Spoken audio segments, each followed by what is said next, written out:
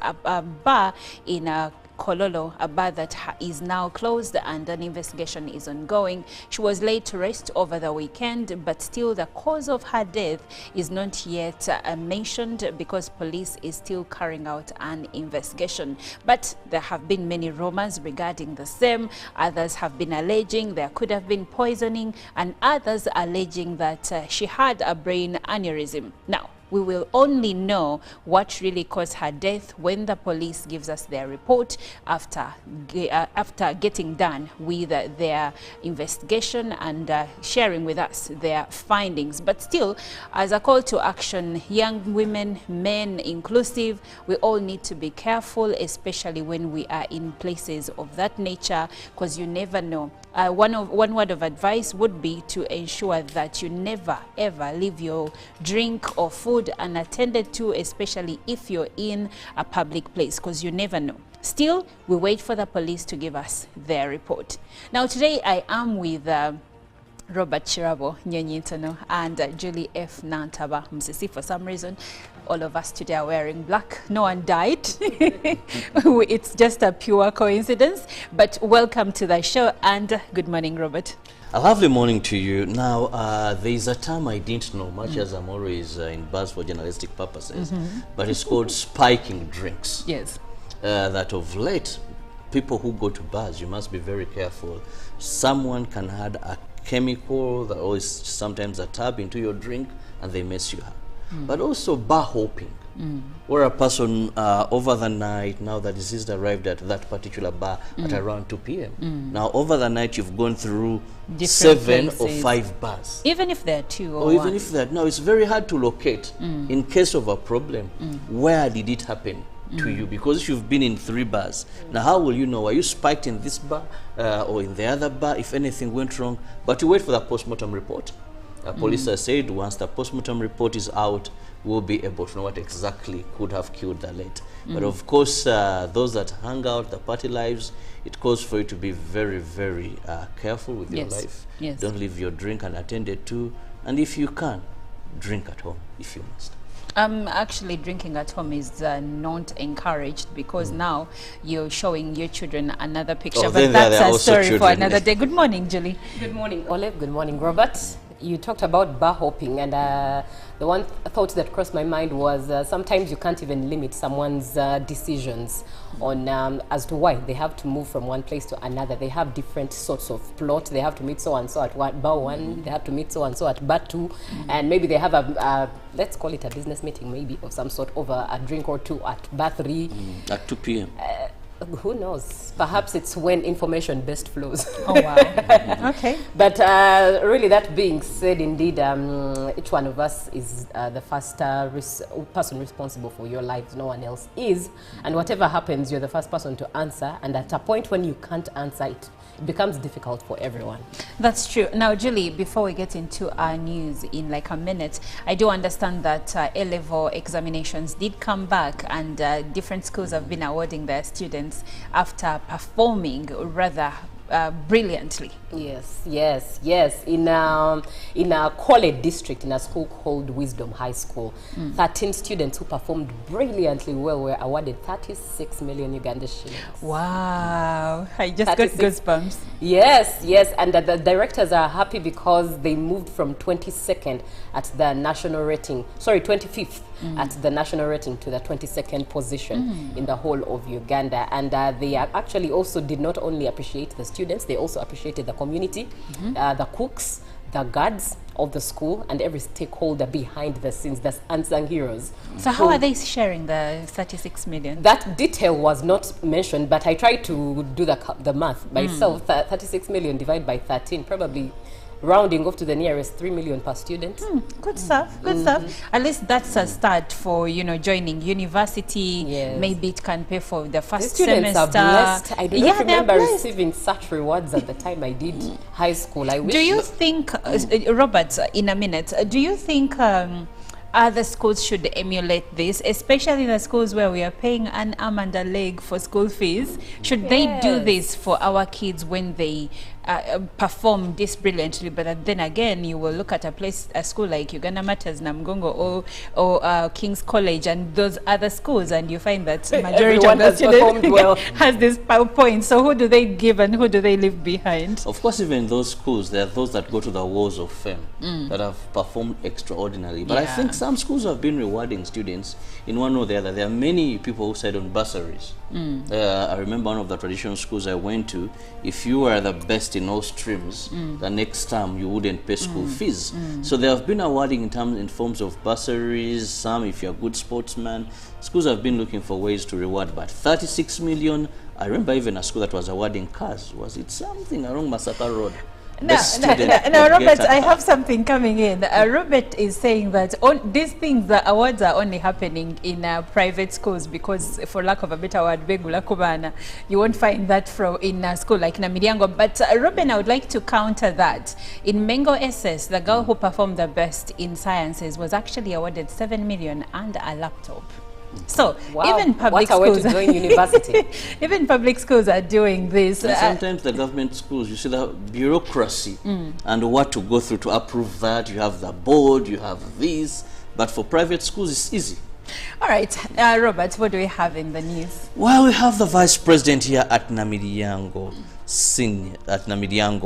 College. Now, the vice president, Major Retired Jessica Alupo, advised Ugandans to work towards strengthening traditional schools. Her message was delivered by the Minister for Tourism, Wildlife and Antiquities, Tom Butime, during the 123rd anniversary celebration of Namiryango College on the theme, "Sow generously and reap generously." The Archbishop of Kampala, Paul Semogere, who was the main celebrant, urged teachers and administrators to nurture the boy child in religious values. The Minister for Tourism, Wildlife and Antiquities, Tom Butime, who represented the Vice President, encouraged the boys to aim at excellent results. During the celebrations, Namiryango College unveiled its physical master plan and launched a new classroom block. The chairperson of the board, Reverend Father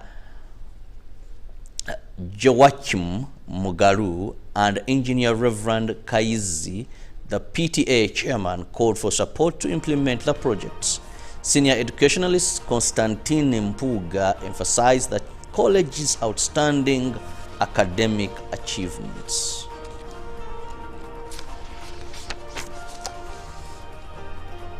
The government of Uganda is recognizing the significant benefits of the competence-based curriculum, CBC, for lower secondary education. The curriculum was designed to equip students with practical skills and knowledge to address real-world challenges. During the 2025 curriculum fair at Trinity College, Nabingo, Commissioner for Education Juliet Muroza commended the school for being a model institution in effectively implementing the new curriculum since its inception in 2020. She applauded the school's dedication to hands-on learning and innovation to prepare students become problem solvers and future leaders. The event, on the theme Empowering the Girl Child holistically through innovation for sustainable development, showcased students' ability to apply classroom knowledge to real life. The head teacher, Immaculate Nasozi Ranga, highlighted the aligning teaching methods with government guidelines, which reinforces the curriculum's goal of fostering creativity, critical thinking, and innovation. A key highlight of the fair was the exhibition of over 15 students-led innovation phototypes covering technological and environmental solutions, farming techniques, robotic projects, and a garbage fountain innovation. The Deputy Inspector of Government, Dr. Patricia Achien Okiria, has commended Moroto municipality leaders for proper utilization of the 1 billion road, which is supposed to do road maintenance under local government. The municipality bosses, led by Moroto Municipality Mayor Mohammed Ismail, Town Clerk Richard Eyaru, decided to prioritize construction of Odere Bridge, which connects North and South Division. The box culvert bridge is constructed under force account. This was aimed to reduce accidents, especially during rainy seasons. The Deputy Inspector of Government, Patricia, inspected the project of the 1 billion road in the municipality. 370 million were used to construct Odele Bridge, which is being constructed under force on account. Due to heavy rains, 2 children died while trying to cross the river. The river crossing has affected the locals around. Moroto Town Clerk Eyaru Richard and Moroto Municipality Mayor Muhammad Ismail, locals told UBC they are very disturbed, trekking long distances to access services. The Deputy IGG, Dr. Patricia Uchan, commended the work. Odele Bridge connects North and South Division of Moroto Municipality.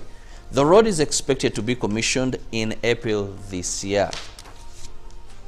And finally, from the local scene, the Minister of Security, Jim Muhwezi, encouraged veterans to join savings and credit cooperative organizations, SACCOs, as a means to tap into government programs aimed at poverty eradication and well-being enhancement.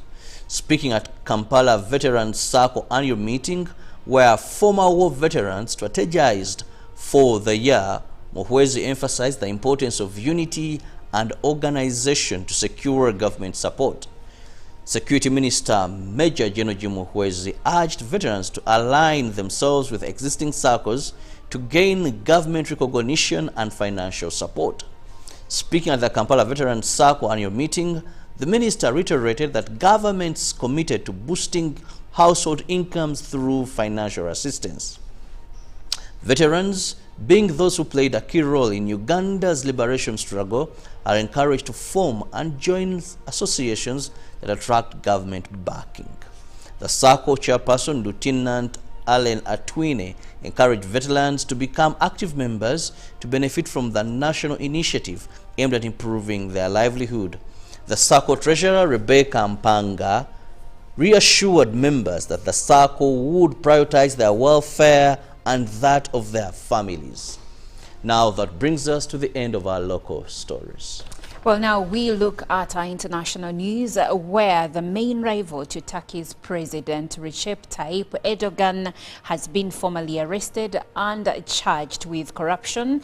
Ekrem İmamoğlu, the mayor of Istanbul, was due to be selected as the Republican People's Party's 2028 presidential nominee in a vote on Sunday. He has denied the allegations and said they are politically motivated. "I will never bow," he wrote on X before he was remanded in custody. His detention sparked some of Turkey's largest protests in more than a decade. Erdogan has condemned the demonstrations and accused the Republican People's Party of trying to disturb the peace and polarize people.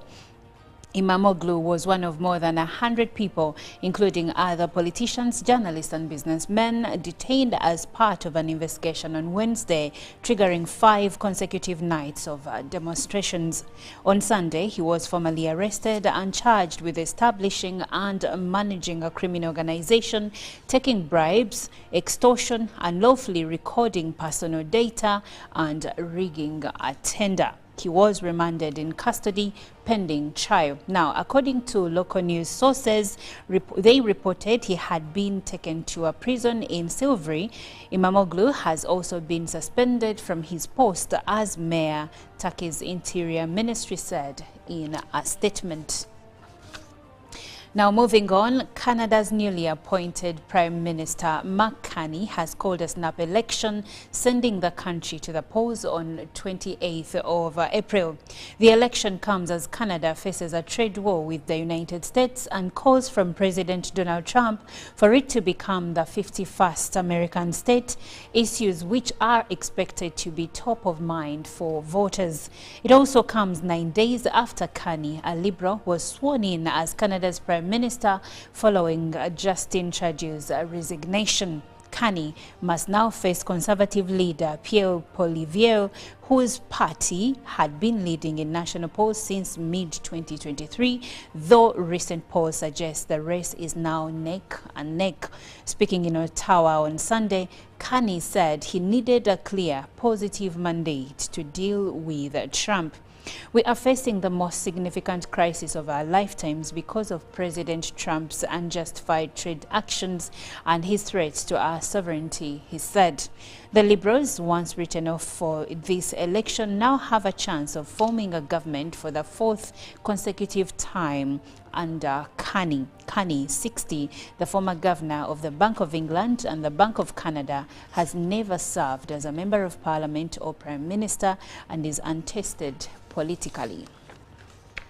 Now moving on back to Africa, Namibia's new president was sworn in on Friday to lead a country facing high rates of unemployment, inequality and poverty. And she will be leading with it. She will be dealing with it with the additional burden of being only Africa's second ever directly elected female president and Namibia's first female head of state. If things go well, then it will be seen as a good example, Netumbo Nandi Ndaitwa told BBC Africa Daily podcast. But if anything then happens, like it can happen in any other administration under men, there are also those who would rather say, look at women. The 72-year-old won November's election with a 58% share of the vote. Nandi Ndaitwa has been a long-term loyalist of the Southwest Africa People's Organization, SWAPO, which has been in power since the country gained independence in 1990 and after a long struggle against apartheid South Africa. She joined SWAPO, then a liberation movement resisting South Africa's white minority rule, when she was only 14 years old. While the party has made changes and improved the lives of the black majority, the legacy of apartheid can still be seen in patterns of wealth and land ownership. Truly, land is a serious problem in this country, she told the BBC ahead of the inauguration. We still have some white citizens, and more particularly the absent landowners who are occupying the land. She adds that she is committed to the willing buyer, willing seller principle, which means no one is forced to sell up. Well, that does it for our international news. Now, Julie has more for us in the newspapers. Yes, indeed. And in the press today, let's look at The Citizen, why power export deal could herald new era. Now, that is opening talks exploring the possibility of selling electricity to Zambia could lay the ground for much-needed diversification of revenue resources, according to analysts. Still in The Citizen, global metal giants eye Darport for continental trade. And still in The Citizen, talking about inflation, how regions compare to one another. While some regions are grappling with high inflation, others have seen relatively stable rates. Latest consolidated zonal economic performance report shows. And going on to the Daily Nation, auctioneers target courier money. Politician has denied ownership of UAE registered firm, making big moves in the public and private sectors. Still in the Daily Nation, Pope Francis leaves hospital. The Pontiff, 88, had been admitted for 5 weeks following a bout of pneumonia. And still in the Daily Nation, huge cost of 7 extra PSs revealed, and woman loses bid for 10-fold rise in child support from rich ex-lover. That is in the Daily Nation and wraps up what we have in the press today. Well, we will take a short break. We have Pato Ranking with Celebrate Me coming up. Stick around. Live from UBC Studios in Kampala, this is Good Morning Uganda.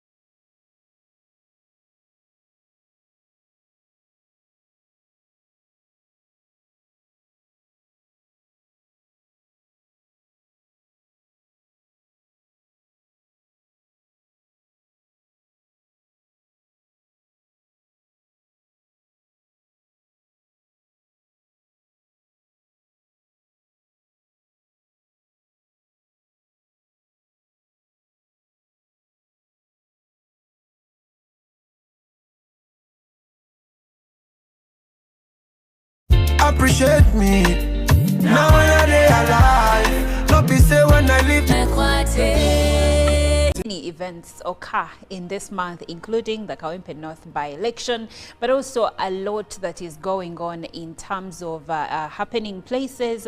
Last week, a young lady lost her life after she was at a bar in Kololo, a bar that is now closed and an investigation is ongoing. She was laid to rest over the weekend, but still the cause of her death is not yet mentioned because police is still carrying out an investigation. But there have been many rumors regarding the same. Others have been alleging there could have been poisoning, and others alleging that she had a brain aneurysm. Now, we will only know what really caused her death when the police gives us their report after getting done with their investigation and sharing with us their findings. But still, as a call to action, young women, men inclusive, we all need to be careful, especially when we are in places of that nature, because you never know. One word of advice would be to ensure that you never ever leave your drink or food unattended to, especially if you're in a public place, because you never know. Still, we wait for the police to give us their report. Now today I am with Robert Chirabo Nyonyintono and Julie F. Nantaba Msisi. For some reason, all of us today are wearing black. No one died. It's just a pure coincidence. But welcome to the show and good morning, Robert. A lovely morning to you. Now, there is a term I didn't know, much as I'm always in buzz for journalistic purposes, but it's called spiking drinks. Yes. That of late, people who go to bars, you must be very careful. Someone can add a chemical that always sometimes a tab into your drink and they mess you up. But also bar hopping, where a person over the night, now the deceased arrived at that particular bar at around 2 p.m. Now over the night you've gone through different 7 places. Or 5 bars. Even if they're 2 or 1. Even if they're, no, it's very hard to locate in case of a problem. Where did it happen to you? Because if you've been in 3 bars, now how will you know? Are you spiked in this bar or in the other bar if anything went wrong? But you wait for the post-mortem report.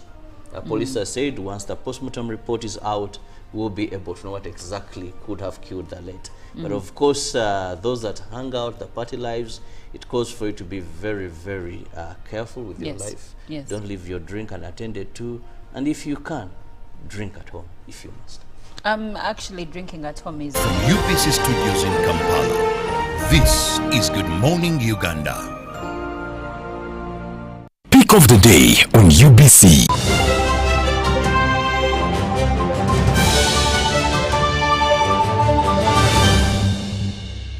Was brought to you by I'll call you every day, yeah yo, baby dondolo. You can now get all the Chibuzi out with MTN voice bundles. Call all networks Kubei Dondoro. Buy a 25-minute voice bundle for only 1,000 or buy any daily voice bundle of your choice. Dial *100 *21 hash and select daily or use the My MTN app.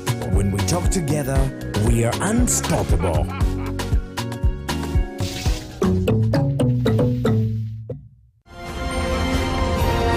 Live from UBC Studios in Kampala, this is Good Morning Uganda.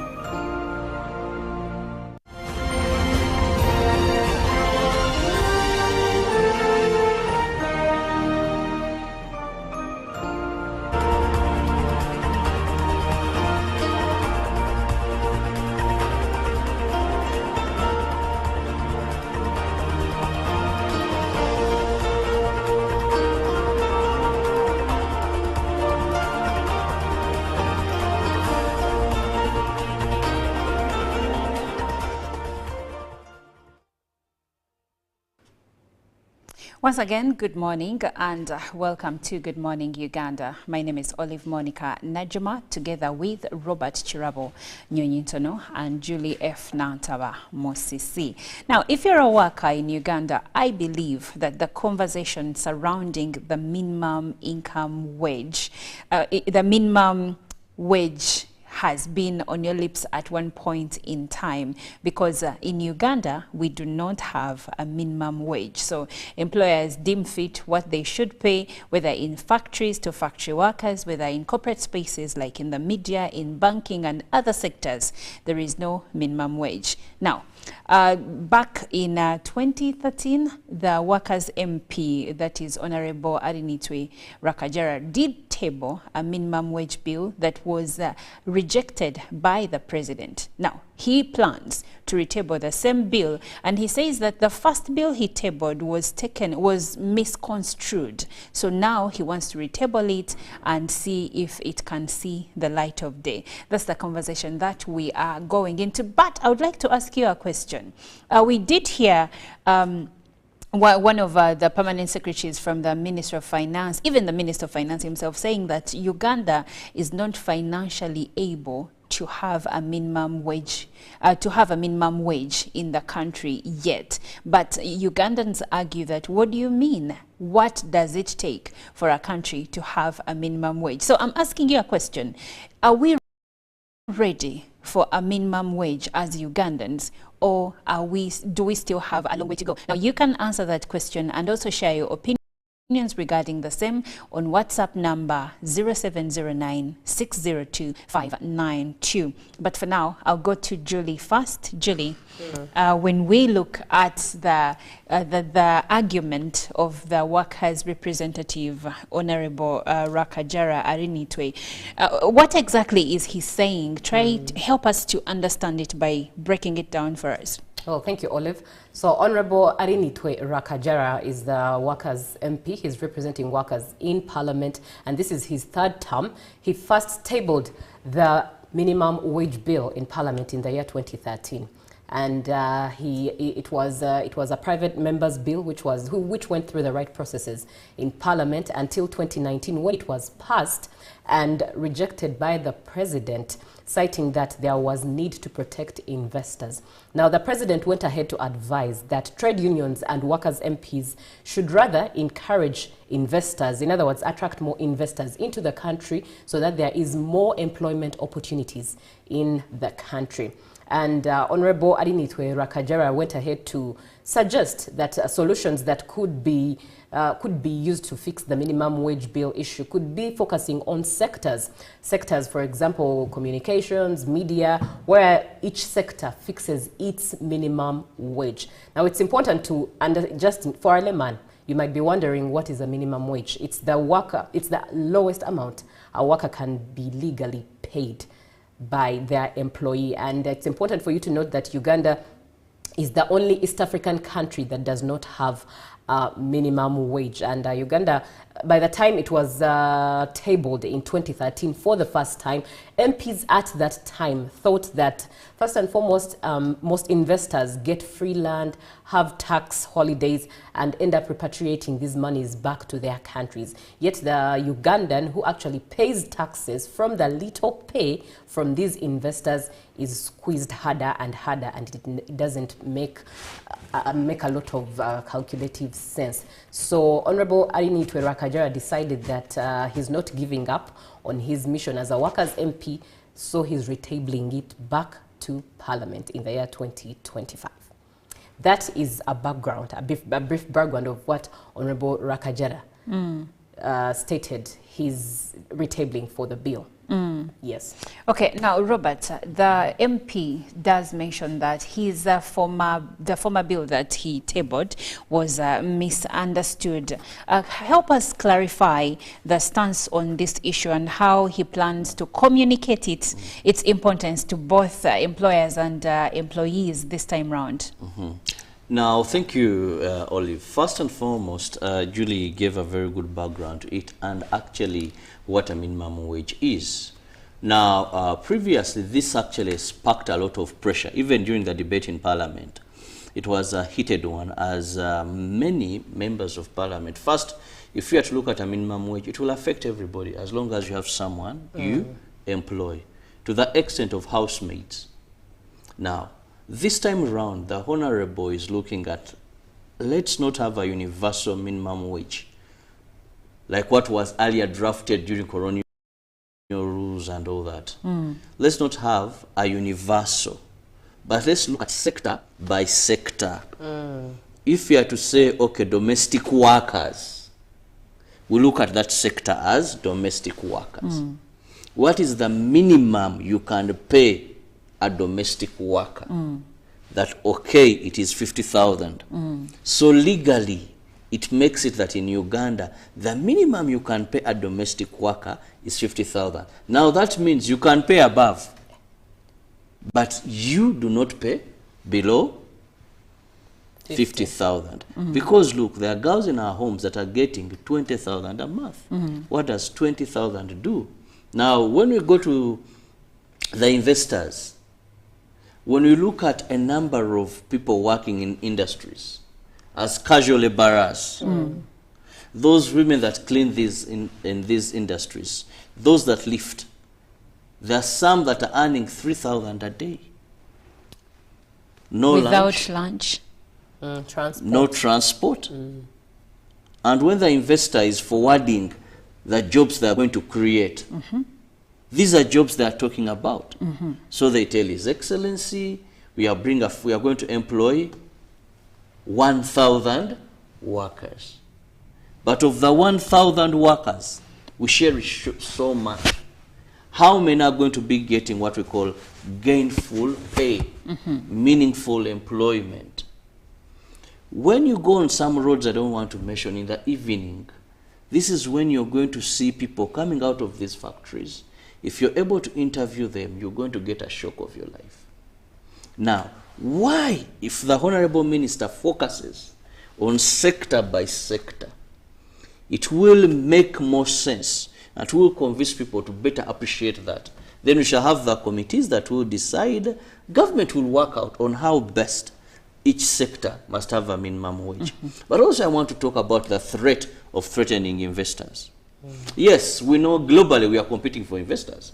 Because if I have my money and maybe I want to have a telecommunication company, Rwanda is welcoming me, Kenya is welcoming me, Tanzania is welcoming me. Now, unfortunately for Uganda, we don't have a law against profit repatriation. Meaning I can make my money in Uganda, I know I'm going to be here for 5 years, scoop money out of Ugandans, scoop labor out of Ugandans. At the end of the day, I take your money back home. My money back home and maybe start a better thing in my country. Now, when we talk about the investors we cherish, that they're going to create jobs, we shouldn't allow a situation where they're siphoning Ugandans. Where some of them, for lack of a better word, it's more like modern day slavery to our workers. And at the end of the day, they are leaving nothing beneficial to these Ugandans. So what will save them? I believe, like the Honorable said, that maybe there was misinformation. Maybe there was misinformation. Because I've tried to carry out investigation and analyze, because most of the time when I interview these investors, when they are coming in, they cherish the word job creation. We say we are coming this country and we are going to give, we are going to give. So do you think, to a degree, Robert, do you think that job creation is more like a crutch that they are holding on to hoodwink the president into believing that they are creating jobs for Ugandans? Because if, according to what you have given us, it shows that many Ugandans are working in these factories or other business ventures by foreigners or investors are not really adding economic value to the national cake, right? And you'll find that most of them, we need taxes as a country. Are they even paid well enough for them to pay taxes? And if they're paying taxes, how much remains for them? Because we have to factor in the cost of living. So I will ask you, there is the argument that to a degree, investors are a weapon fashioned against the Ugandan workers. I wouldn't Do you say agree? That would be a bit extreme, but I just want to analyze it in this way. Investors, of course, both local and domestic, are given tax holidays, are given a number of incentives when you go to these industrial parks. The ground is leveled for you, electricity is there, The land water is is free. there, the land is free. Those are good enough of incentives. Now, I want to say investors have only helped us in terms of paying tax. And I want to be categorically clear, in terms of paying tax, that indeed, when we move away, when they from the tax holidays, those that have now come in the tax-paying umbrella, yes, when you mention companies, the investors are paying tax to us. They have helped us in reducing importation. Yeah, that what we used to import now is being manufactured here in Uganda. For some that are not producing for export, you know, so that if I had to go and import maybe jeans, I'm told to have investors that do jeans here, I will then buy jeans here. Where we had scarcity, things are produced here. But as far as employment is concerned, we need to have a forensic audit to go in these industries, to go in these factories we cherish, and see, are they really giving our people meaningful employment? Or are we only saying that if powdered milk, we had to import it from Kenya, now we can get it in Uganda? Or are we saying, yes, we now have these machines here, but in terms of employment, which is the bet they use?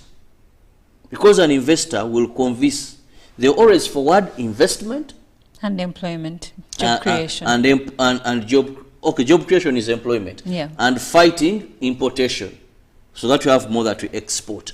But let's have a forensic audit, unless we have a minimum wage. Well, Robert, Our sons, our daughters are suffering, and they don't have someone to advocate for them. You can't pay someone 3,000 shillings a day, minus meals, minus transport.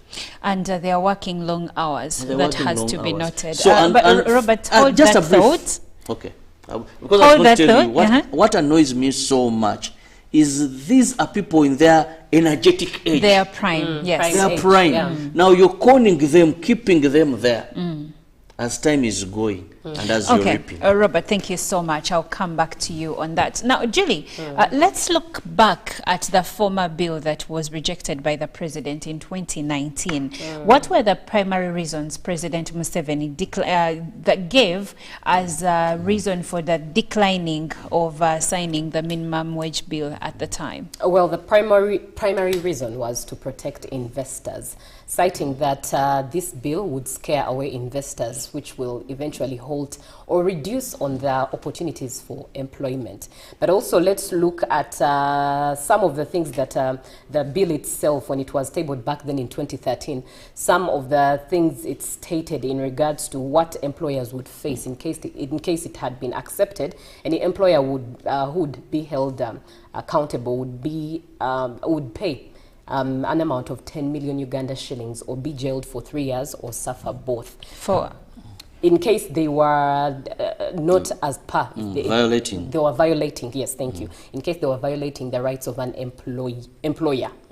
Yes. Yes, the rights of an employee. So in case they were found guilty, they would have to pay 10 million Uganda shillings, or be jailed for 3 years, or suffer both. And if you look at such a repercussion, I believe the president deemed it fit that it would scare away investors to come into the country, which ultimately reduces on employment employment opportunities in the country. Yet, one of the things that the president has pushed for is to make sure that Ugandans, who are mostly young, are employed. But pushing for employment. But it's okay. Sorry, I want to interject. It's Yes. okay to push for Ugandans to be be employed. employed, yes. That's a very, very good message. Yes. But how much At are what they cost? earning? At Yes. what cost? Because Yes. if in today's economics, if you look at 50,000, even maids no longer take 50,000. And I was As a trust me, monthly when Robert used the example of 50,000, I was quite shocked. They don't take it anymore. Yes, I know it starts now Majority from do not even 100,000. take anything under 100,000, and yet you're feeding them, you're housing them, but the cost of living is high. When she sends 30K to her mom for medication, she remains with 20. She needs sanitary towels. She needs to do her hair. She needs some new clothes. So you find that that money is not enough. Yes. And then there is this Ugandan who goes to the factory or elsewhere to work every day. But let's even go away from the factories. Let's come to other corporate spaces, banking sector, where people are earning 600,000. Now look at that 600,000 and the days of the week they work, the hours and the responsibilities. When you look at all these sectors, and that 600,000 is taxed. It is taxed, pay as you earn. It has NSSF. Sometimes for some entities, there's Provident Fund, which is taken off. Yes. By the time it comes, it reflects on your account. You ideally have it for transport. You can't pay rent, you can't pay. So Julie, that's where I come in. When Honorable Arinitwe says he wants the bill to be sectoral, whereby it is based on the sector. Let's say you're in the media, you're in banking, you're in the factory business, production, manufacturing.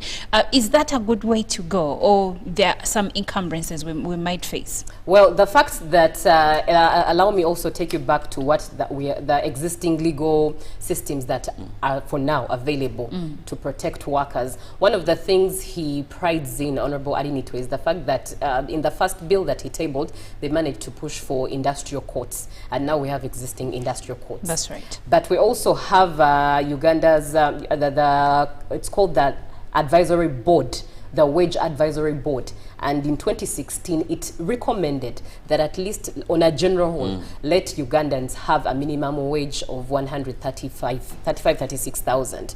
That's a blanket minimum wage for every sector? Universal. Yes. Universal for every single Ugandan. But even this universally, it was rejected by the cabinet.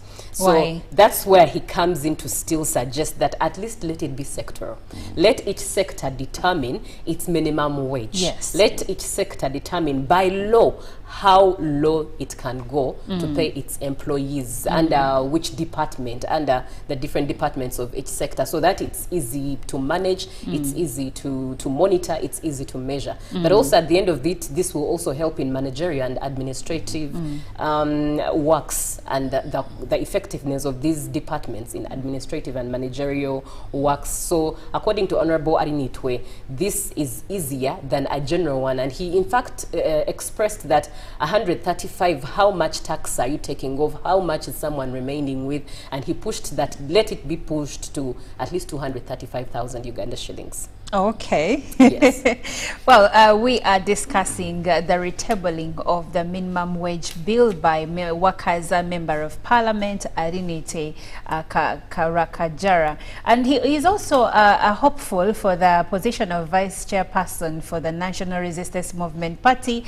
And he says his focus will be on fighting corruption in government. So probably he has the, the needs of Ugandans at heart. But we'll never know until this bill is retabled and see whether or not cabinet and even the president accept and put it into consideration and sign it into an act. Now, Robert, looking at this new bill they're trying to retable, and of course putting into focus what happened last, like Julie shared with us, what strategies are members of parliament using this time to address some of the grievances that were in the first one to ensure that this one gets a smooth run? Well, members of parliament, because basically for them is it will come on the floor, they will debate it. Of course, some committees will do work. But for me, I'm putting much interest in the civil society organizations. I want to tell you, for example, if you saw what civil society organizations did, I think that is the National Union of the National Organization, the National Union of the National something of Trade Unions. Now, National Organization, of Trade Unions. Thank you so much. Now, the work they did to have what we call the midterm benefits for NSSF. That if someone has saved for about 10 years and they clock 45 years, they can get something. I have more confidence, I have more faith in civil society organizations because they do more advocacy. And sometimes they are good at pushing and bringing more pressure. And even His Excellency usually invites them to give their input. I would have more interest in seeing them jump onto this and see how best we can cause a formidable force to explain, to convince, and to do research. That's why I said these investors we are fearing that they will run away from this country. Let's have a forensic audit on how they are treating and the nature of jobs they are providing and what they are paying. Now that forensic audit, if you know, sometimes when you're going to his extent, you need facts, research. He's a scientist. He likes research proven facts. So table them that a survey conducted in 10,000 factories of investors we did this has proven to us that this is not meaningful employment, much as we are craving for employment. And how can we protect the Ugandans over investors? Only if you have a minimum wage. So when we present facts, these are what are going to, because Honorable Rakajara says, and I watched him over and over saying, maybe the president was misled, misinformed. And because the bill that the Yes. president vetoed was actually, he did that upon the advice of the Minister of Gender at that Labour and Social Development at the time. Now, if the Minister of Gender was against the minimum wage bill, because this is the ministry that is concerned with workers' rights, right?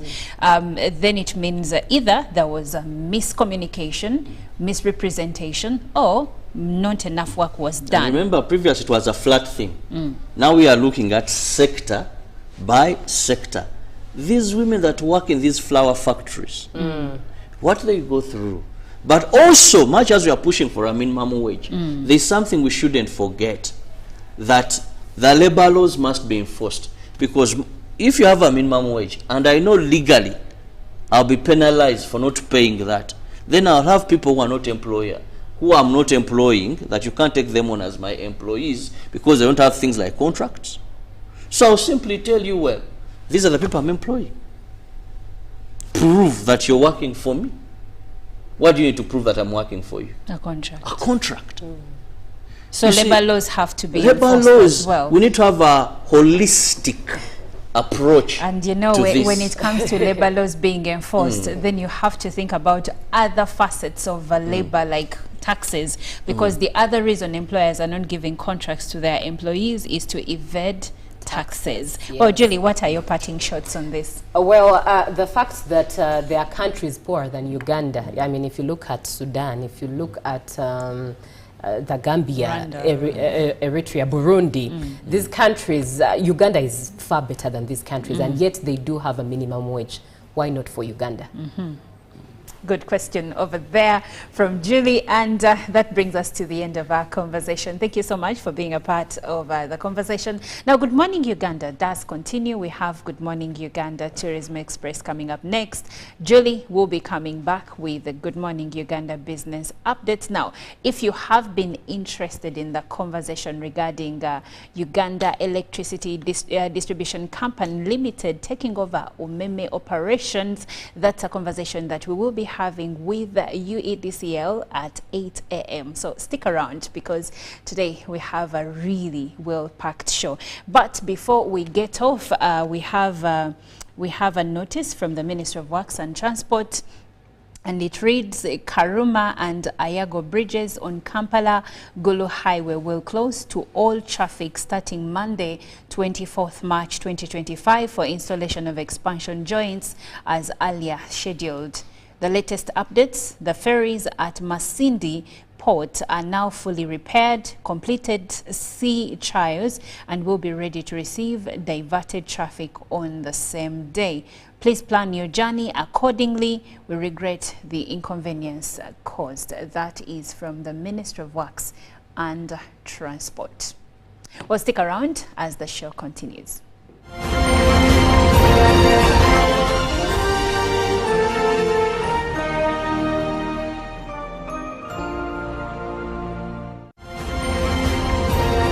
Live from UBC Studios in Kampala, this is Good Morning Uganda. Pick of the day on UBC.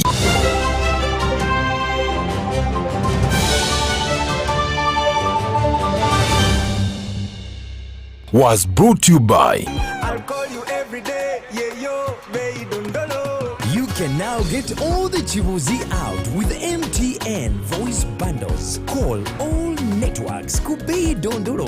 Buy a 25-minute voice bundle for only 1,000 or buy any daily voice bundle of your choice. Dial *100 *21 hash and select daily or use the My MTN app. When we talk together, we are unstoppable.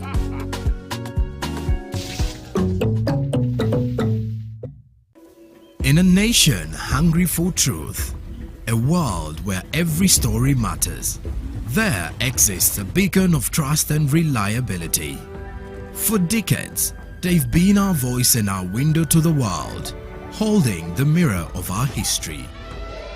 With 4 TV stations and 11 radio channels spanning 27 languages, they stand as guardians of information, defenders of truth.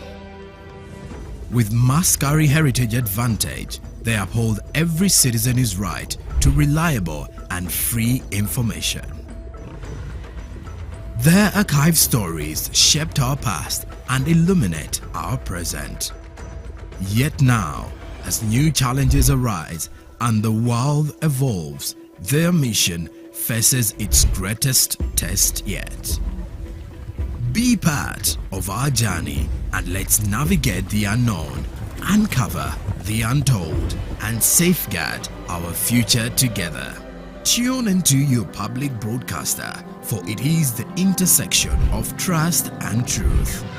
Because to UBC, your story, and every voice matters. UBC, inspiring Uganda. Live from UBC Studios in Kampala, this is Good Morning Uganda.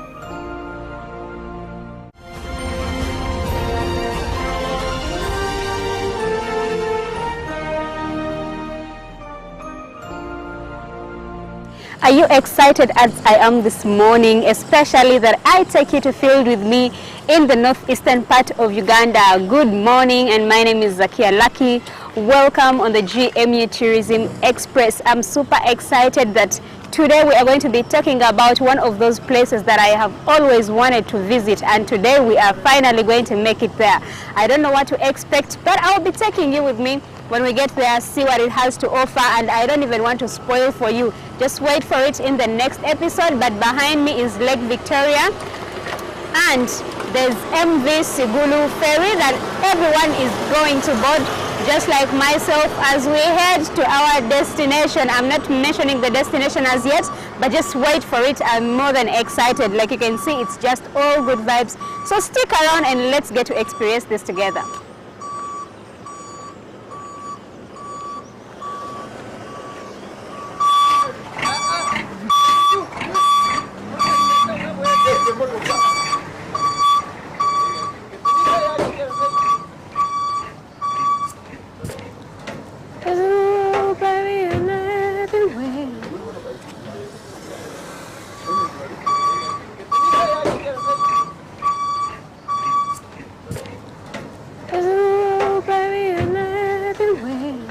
Like you can see, the ferry has set off, and by the way, it's free means of transport, and thank you to the government of Uganda, because it loads a lot of people. I see vehicles getting on the ferry, I see people being transported from different places, and if it's free, that's a +1 in the tourism industry. I'm super excited for where our destination is going to be.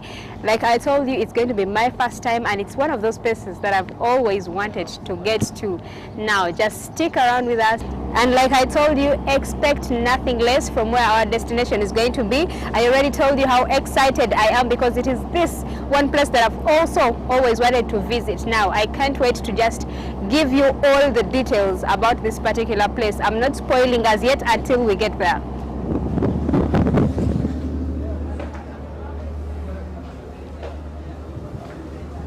It's an adventurous morning, and we are coming live to you all the way from the northeastern part of Uganda. We are at MV Sigulu this morning, navigating as we head to our final destination that we will be highlighting about today's tourist attraction that we're talking about.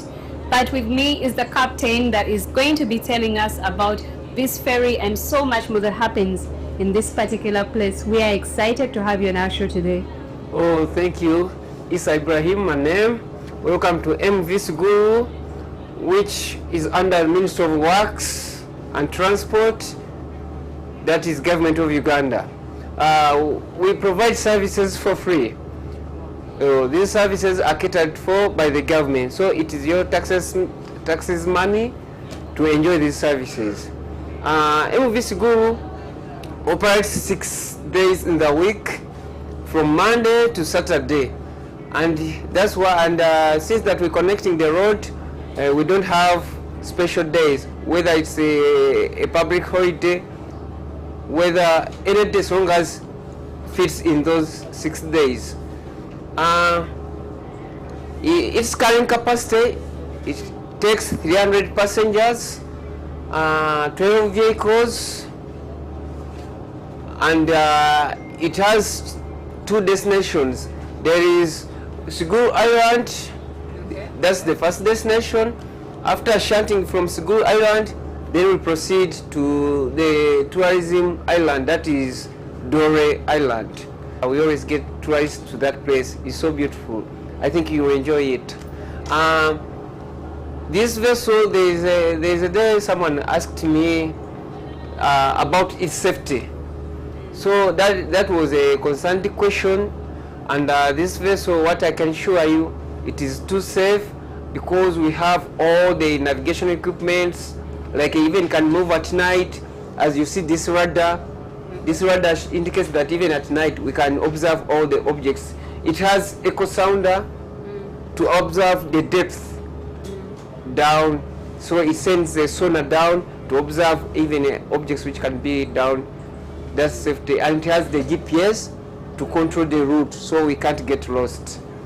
We have other safety apparatus like ring buoys in case of an emergency. We have life raft. This life raft is ever standby. It has the carrying capacity of 25 passengers. In case of any problem and we are going to abandon the ship when there is fire, we just immerse this pin, it goes off, it becomes like a balloon. Then people who have already drawn the life jacket, they will go into this. It has food and water to rescue you until you go to the safest place. Down, each one has the carrying capacity of 25 passengers. In case of rescue, it has food for survival until the rescue team comes. We have a rescue boat. As I told you, this is a rescue boat. It helps in rescuing man overboard, abandoning the ship. Abandoning the ship normally happens when we have fire on board, so it's ever standby. It has an engine, so we just put it on water, we immerse it, then we proceed. Also, to rescue in case of an emergency, we have a clinic. I think it is operated under Health Center 2 grade, but all the services on the field are free of charge. Any service. So see, from where you enter from, registration, up to your destination. That is transportation, free meals on the ferry, free everything. Apart from the meal, the meal, but medical services are free of charge. This is when you see this sign here, it means life jacket box. We keep life jackets from here in case of anything. These are the life jackets we keep. We give you a life jacket when there is an emergency on board. So from there, we can go for other rescue apparatus. As you say, our passengers are safe because we have apparatus on board, and that is a rainbow. This rainbow is here. It has what we call grab line. This is a grab line, and this is so when there is an emergency, we just pull this rope, we throw in water, we pull you. For you have to get the grab line only. You'll be safe. We have the fire extinguisher, the water hydrants, and also our team. We have a crew was trained in marine and on marine standard, international marine standard. Since this vessel is under IMO, that is International Marine Organization, so they are all trained in terms of safety to rescue you, and we guarantee your safety. Unless there are some disasters which we cannot avoid, but I think 99% we guarantee your safety. So enjoy the voyage. Oh, thank you. And what are some of those measures that people that are going to take this ferry for their first time should know about? We always have what we call, this ferry has 3 groups. We have the engine team, headed by the chief engineer. We have a navigation team, headed by the captain and who is the overall. Then we have the deck department. So the deck department always guide them about their safety. One, unnecessary movement, because there is what we call roaring. Once the weather changes, the vessel can roll, and then sometimes other people are not, they have health complications, so they can drown, or they can do what we call man overboard. Man overboard, that's falling from the ship into the water. So we always guide them. We have security also to keep controlling people who are not sober until they reach their final destination. We have women in marine. Here on our vessel we have Captain Yadera Komgisha. Is going to navigate you from the first destination to the final destination, but does not mean she has acted today. In fact, she is committed to say that she is celebrating marine on duty. So she has been here, she has experience internationally, and I think it's not her first time to operate the vessel. As you see, she doesn't have any guidance and she's committed. Yeah. I know when you get time, you will also ask her what intended her to join marine, yet the marine is known for men. Us, the seafarers, are ever men. So we have some team in the Ministry of Works who are women, but they are scarce. The ratio is, the percentage is still like a 20%. How many more do you have then, just like her? Like on MVC Go we have 2, but in total in Ministry of Works, I think they can be not more than 20. Yeah. But that's a good number. That's a good number. So, Captain Adela, you ask her her motive, her intention, why you joined Marine, because she knows much more than me. I arrived at Dolway. It's a busy place, so many activities going on here. And I can see the rocks already. I don't know if these are the Dolway rocks that I'm seeing, but there's quite so many and all looking so beautiful. I earlier told the navigator on how beautiful what I can see is, and she told me no, they actually better rocks. They look better than just what you see. So I'm super excited, can't wait to explore this land. It's my first time again, and I really look forward to the experience, get to know about the people living in this area, how they're living, see if there's 1 or 2 things I can learn from this area. Stick with me and let's have fun together. Yay!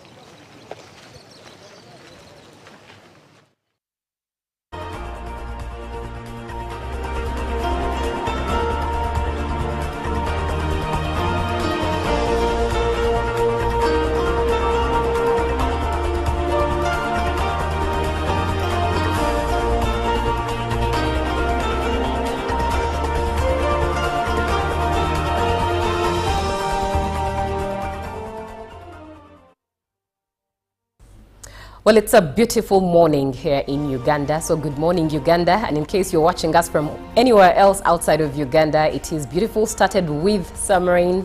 It was a cold morning, but the sun is starting to peer out. So my name is Julie F. Nantaba Musisi, and I'm here to take you through GMU Business. Welcome back from GMU Tourism Express. And we are starting off with matters from importers. Ugandan importers are reluctant to use Naivasha ICD. Now, the private sector has said that the underutilization of Naivasha port results from logistics challenges and limited support from Kenyan transporters. Mr. Kenneth Ayebare, the chairman of the Cargo Consolidated Transporters Association of Uganda, said that the Naivasha port continues to struggle to attract significant cargo volumes due to ease of access to logistical services such as transport and clearing and forwarding in Mombasa. And he said, quote unquote, majority of our cargo is still being transported directly from Mombasa because of the efficiency of logistic services there. He said that he said, noting that there was need to address challenges at Naivasha port to make it a viable option for regional trade. Now, the government of Kenya has been working to improve regional trade and transport efficiency along the northern corridor, which spans approximately 12,707 kilometers across Uganda, Burundi, DR Congo, Kenya, Rwanda, and South Sudan. And Economic Monitoring State Minister in the office of the President, Beatrice Akelo Akori, during a tour of the ICD at the end of last year, commended the operationalization of the Nairobi and Naivasha inland container depots, which she said will boost transit trade along the northern corridor. However, the private sector has been reluctant to use the ICD, urging government to address logistical challenges, with many choosing Mombasa amid concerns of overcrowding at one of East Africa's busiest ports. Now, let's look at matters of farmers. It's becoming harder to earn from agriculture, farmers say.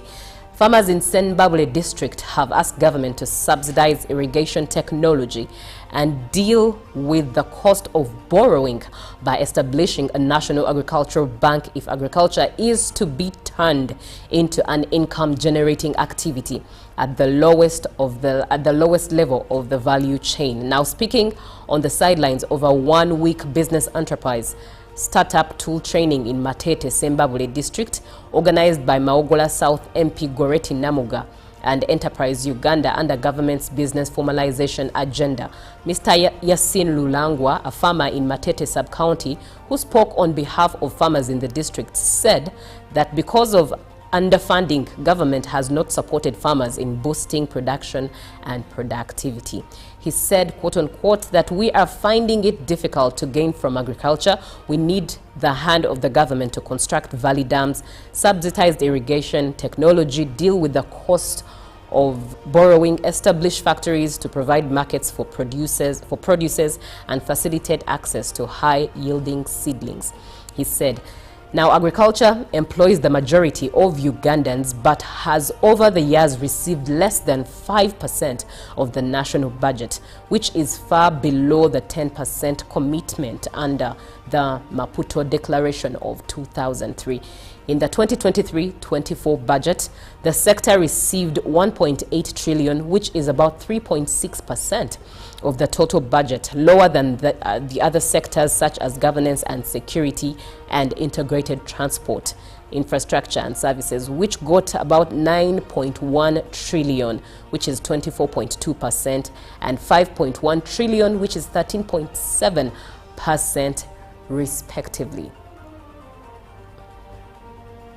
Now, moving on to the forex rates.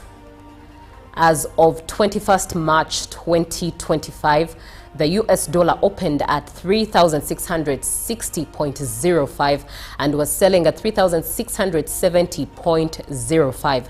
And by midday, it had increased to 3,660.09 to 3,000, that is buying and selling at 3,670.09, and maintained value at 3,660.09 buying and selling at 3,670.09. But looking at the pound, 4,732.49 is what the pound was buying at and selling at 4,745.09. 3.42.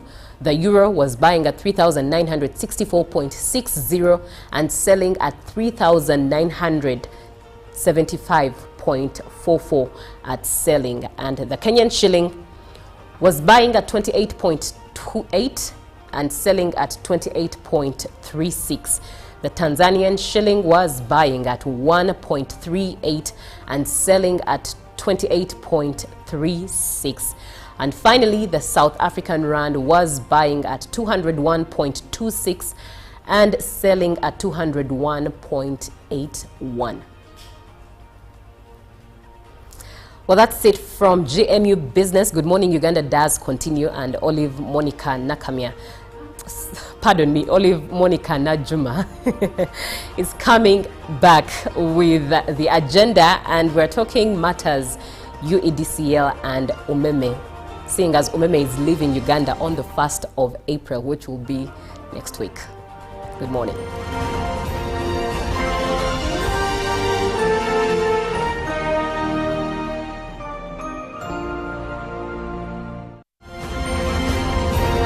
Live from UBC Studios in Kampala, this is Good Morning Uganda. The government's core mandate is to maintain law and order, safeguard citizens' rights, and provide essential public services. Remember, one of the pillars of a roadmap is innovation and entrepreneurship. There has been this question of how are you protecting our indigenous seed? It's going to be a tall project. That answers somebody's question. The Front Bench has brought you insightful discussions on governance, security, healthcare, justice, and commerce. When you go through this complicated procedure, involve the lawyers, you bring the case against him, the judge will hear you out and pass judgment, and you're out of court in record time. We remain committed to keeping you informed and engaged on key national matters. So these are huge, these are powerful organizations which now Uganda chairs. Why don't you come together? If we haven't migrated to the e-card because of various reasons, including that not all the people of Uganda have smartphones. You can sit in your house, apply for a passport. If you have a Ugandan who has a successful logistics firm in the US, it means he can come to Uganda and do a lot more. Now airing every Monday at 8:30 p.m. with me, Jethro Kasaiji, your interface with the government only on your public broadcaster, UBC, Inspiring Uganda.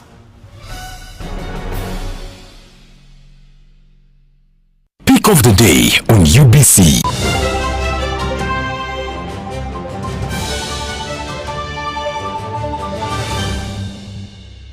Was brought to you by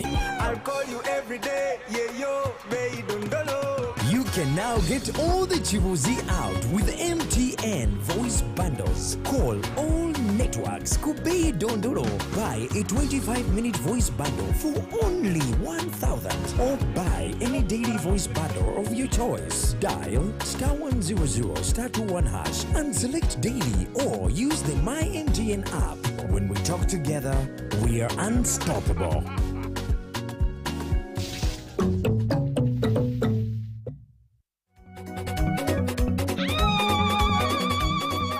The parish development model launched in 2022 by President Yoweri Museveni to fight poverty and enhance service delivery at the parish level has disbursed over 1 trillion Uganda shillings to more than 10,500 circles, benefiting over 1 million individuals countrywide. The government of Uganda appreciates you for embracing PDM and using it to move away from Okorera Ekida Kyonka. You are encouraged to continue participating in this journey towards socio-economic transformation.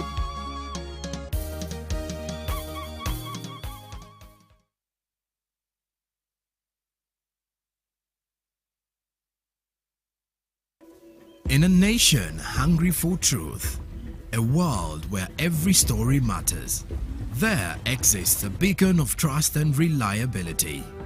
For decades, they've been our voice and our window to the world, holding the mirror of our history. With 4 TV stations and 11 radio channels spanning 27 languages, they stand as guardians of information, defenders of truth. With Mascari Heritage Advantage, they uphold every citizen's right to reliable and free information. Their archive stories shaped our past and illuminate our present. Yet now, as new challenges arise and the world evolves, their mission faces its greatest test yet. Be part of our journey and let's navigate the unknown, uncover the untold, and safeguard our future together. Tune into your public broadcaster, for it is the intersection of trust and truth. Because to UBC, your story, and every voice matters. UBC, inspiring Uganda. A new dawn on Behind the Headlines with me, Timothy Nyangweso. Every Wednesday, live in our studios in the heart of Kampala, we have conversations that have analysis, explanation, but not every truth is fact, and not every fact is truth. Every Wednesday, 10 p.m. on your public broadcaster.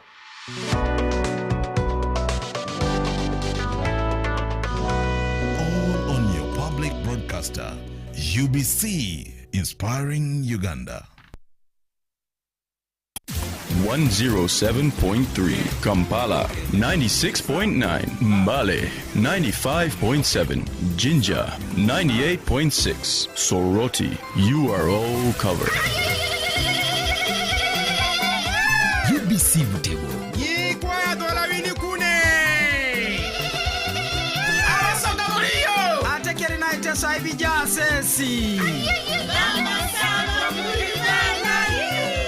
UBC Butego.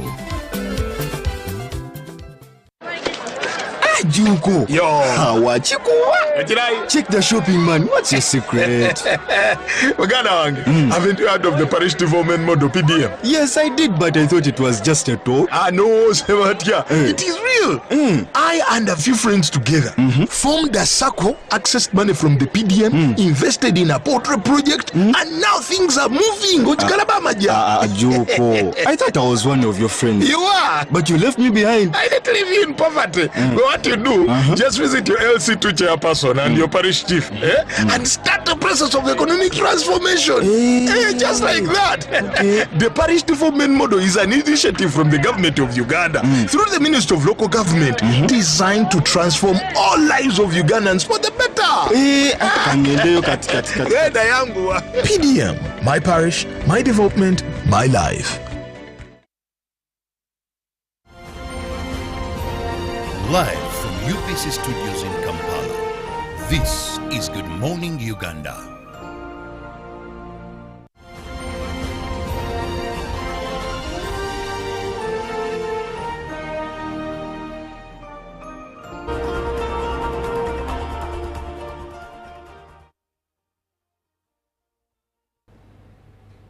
Well, thank you for being with us. It is Good Morning Uganda. My name is Olive Monica Najuma, and I can't thank you enough for being a part of the program, especially if you joined us at 6:30 when we started. But if you're just catching us right now, it is still important that you're here, so we appreciate you and welcome aboard. Now, today we will be delving into a conversation that has had many tongues wagging, especially people that are, while using electricity in their homes, but also in their factories and other businesses. Now, as Uganda approaches a pivotal movement in a moment in its energy sector, the transition from electricity distribution from Umeme that has been distributing power to Ugandans for the last 20 years to now the Uganda Electricity Distribution Company, many critical questions about capacity, service continuity and future developments are being asked by Ugandans. And with Umeme's 20-year concession concluding in March 2025, that is at midnight on 31st March, we wonder, are we going to to be okay as Ugandans? In layman's language, are we going to be covered? Will we have power? Well, that question comes also on the bedrock of us not having power, pretty much the entire Kampala not having power the whole of last night, and I think many areas are still in a blackout up to this moment. But to have this conversation with me is Mr. Jonan Kiza, who is the head corporate stakeholder affairs at Uganda Electricity Distribution Company. Good morning and you're welcome. Thank you, Olive, our dear viewers of UBC and our consumers, those who are annoyed by yesterday's blackout. We want to first of all apologize to everyone who slept in the dark. It was a heavy downpour across the country and actually across Kampala, mild with a lot of winds, and I suspect those could be prompting factors why we had an outage. But really, I am speaking from a consumer point of view as well, because the network has not yet shifted back to UDCL, so I can only use technical experience to explain why we had a power blackout. But those are some of the things I think government should be curing in the next few days from now, and we want to tell Ugandans to relax. We are going to stabilize things. That one I want to assure you. Okay. Yes. So we take it that this is from the cat's mouth. Yes, from the cat's mouth. But also we need to appreciate that it is a transition, and we expected some of the things. You remember on 31st of December, my shareholder, who is also our Minister of Energy, did emphasize that we could have some turbulences, especially on the side of quality of supply. But Ugandans should be calm. As soon as government takes over, we should be able to cure some of the things. And you know, we have been undergoing a recruitment exercise, and specifically targeting staff from the basket of Umeme. That in itself has a causal effect on the morale and the workmanship, especially on the other side. So now that the recruitment has concluded, the first phase, we believe now things have come back to normal, and at least people are sure that they have a livelihood. That's very important for me, and those are some of the things we'll be curing. But also to give a Ugandan a picture, for the last 2.5 years now, from the time government made a decision not to renew Umeme's contract, Umeme has been recouping their investment, meaning they have not been investing in the sector. Yeah. So there is a lot. About 24 months is a long time for you not to have direct investments, especially on the network side. So these challenges technically really are expected, and we don't want to really blind our eyes on them. That gap of investment really is a lead cause to some of these situations that we have. And the moral reason why government is looking at capitalizing the network needs 2 times than what Umeme has been doing. And I know off air before we came here, you were asking $70 million for what? And the precise answer is that to cure what we are in today. Because we have first of all had a lag of not investing for 2 years, but also we know the speed of development in this country is extremely fast. So the two must be commensurate. Infrastructure which supports the needs of urban development should be really adequate enough, should be ample, and that's the moral behind us investing 2 times Umeme has been investing here. Umeme has been investing an average of $34 million per year, and government's estimate is about $70 million per year for the next 5 years. So we are going to see a very great improvement on the side of reliability, but also on the quality of service the other side. Yes. Okay. Now, looking, we have already now touched base on government support and where the funds will be going, because many Ugandans have been wondering, Umeme didn't need this much money. How come government needs more money? Yeah. We are looking at a tune, you said it in US dollars, but we are looking at a tune of 849 billion. Olivia, you may be too early to come to that accurate figure. Okay. Because there are so many changes, especially in the financial markets. The reason why you need to use the dollar to speak to some of these investment needs, because sometimes even our shilling will fluctuate against the dollar. So Today it may be 840 like you're saying, tomorrow it can be 750, the other day it can be 600. So you are safer using a solid US figure, dollar. yes, Okay. which is stable on the other side. But nonetheless, there are specific needs, especially on the side of the network. Okay. Things to do with access, very important. Government is pushing the access agenda, and I know you have read the National Development Plan 4. If you look at it entirely, you realize that it is anchored on the energy aspect. Things to do with agro-industrialization, things to do with increasing access, things to do with value addition. Everything is really, it is technology. Everything is anchored. Even the agenda we are driving of e-mobility, where you want cars to operate on electricity. So you realize that in these next coming 5 years, electricity is going to be the main driver of our economy. Thus, you get a justification why you need the other money for starters. Because if you're going to have the entire spread of the economy being anchored on electricity, you must have commensurate investments into the electricity subsector as well. And that's what government is actually trying to prioritize. But critical things, of course, we are targeting at increasing access. Currently, you know, our access is not there where we want. We are standing at 29% on the grid according to the recent statistics, with 30 off grid, which comes to about 59. We're almost hitting 60 in terms of electricity access. But we want to improve, especially consumers who are on the grid, so that we should be there. And one of our targets that we have for this year is to onboard 300,000 customers. And I can assure you we shall do it, and we're going to achieve it. So if you are going to achieve this access and increase consumers on the grid, it means you must have commensurate investments on the other side. You must have transformers that are up to the task to meet some of these requirements of your consumers. You know very well, even our president has been on a campaign to bring investors, especially in the industrial space, to our country. That in itself also requires a lot, especially on the side of investments. So not only are we focusing on access, where we want to onboard consumers to come on the grid so that we improve on our access rate, but we're also targeting at creating that favorable environment where investors are going to come here, create industries, and then give our people jobs. Of course, people buy the energy. At the end of the day, we all benefit. Okay. But also, reliability. The reliability question, which you have even made reference to when you're breaking the ice for the program, we were in a blackout. Those are some of the issues that we want to cure. And I already have some comments coming through on that. And we want to cure that because we know this has not been the case, especially for the Central Business District. There has been stability for some time, and we want to believe that one of the reasons, as we did mention, and we have been actually mentioning to the different media houses, that the 24 months of non-investment in the network means a lot for the distribution sector.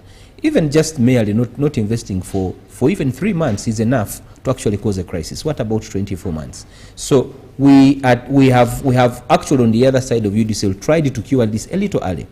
From November last year, we started rolling out procurements for fast-moving goods, transformers, cables, different things altogether, to ensure that on the day, on the 1st of April, we are going to embark on one serious job to make the network good.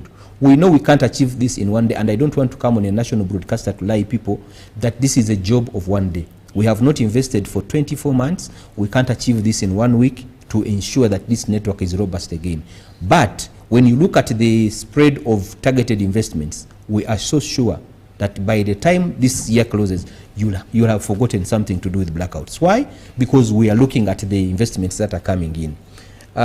Of course, our transformers in different substations have all outlived their purpose. Some of them were put in when the requirement in terms of the appetite of energy was still moderate.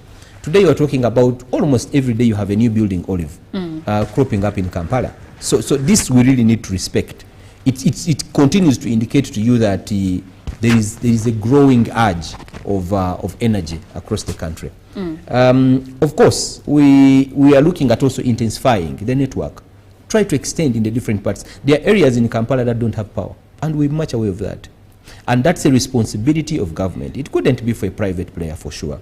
It's government's role to ensure that power reaches the last person in all areas of this country. That's why you are seeing on the other side of our mother ministry, there is a roll-up of the Electricity Access Scaler program under the auspices of World Bank. The target is to add 1.2 million customers. Where are they coming? They are coming on the grid. So we must really make sure that there is a balance.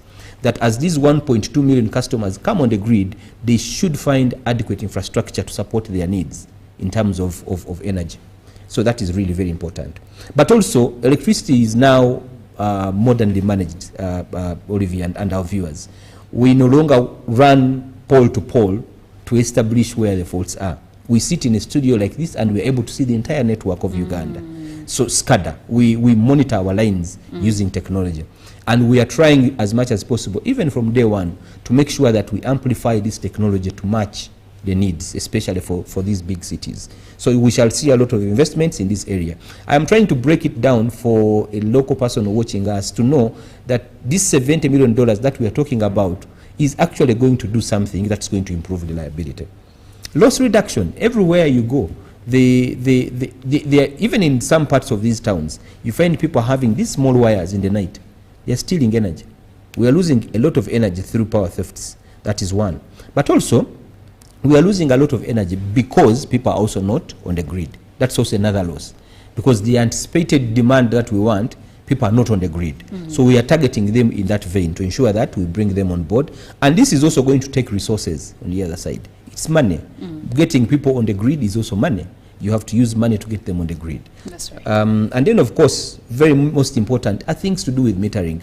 We have so many meters, even here in Kampala, have gone faulty. There are people who have not bought energy for the last 1 year, and they are very happy. They're saying, I gave up on my meter, it is all okay. But on the other side of business, there is a loss that we are incurring because the energy you are utilizing, we are not able to derive revenue to pay it back to transmission.